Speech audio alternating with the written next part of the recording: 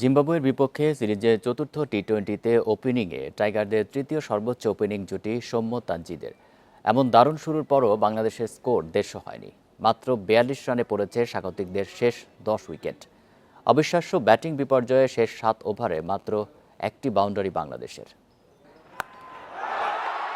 Injury কাটিয়ে 2 মাস পর একাদশে ফিরেছেন সৌম্য সরকার। অফ ফর্মে থাকা লিটনের পজিশন ওপেনিংয়ে জায়গা হলো সৌম্যর। প্রত্যাবর্তনটা স্মরণীয় করে রাখলেন। যতক্ষণ ক্রিজে ছিলেন দৃষ্টিনন্দন সব শট খেলেছেন। তানজিদের সাথে গড়েছেন বাংলাদেশের পক্ষে টি-20তে তৃতীয় সর্বোচ্চ উদ্বোধনী জুটি। 41 রানের কার্যকর ইনিংস খেলে ফেরেন সৌম্য। কার সাথে খেলছি ওর থেকে বড় কথা আমি নিজে মাঠে ফিরেছি, আর খেলতে পারা অ্যাজ এ প্লেয়ার হিসেবে খেলতে পারা এটাই অনেক সৌভাগ্যের। তো মাঠে ফিরতে পেরে এটাই বেশি এনজয় করছি। আরেক ওপেনার তানজিদ তামিম ধারাবাহিকতা বজায় রেখেছেন।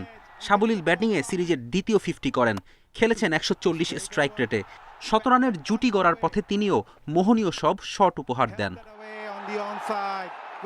12তম ওভারে গিয়ে ভাঙে সৌম্য তানজিদের 101 রানের জুটি। হাতে তখনও 9 উইকেট। রান রেট দেখে 180-র কাছে টোটাল পাওয়ার সম্ভাবনা সহজেই অনুমেয়। অথচ বাংলাদেশ 150 রানও করতে পারল না।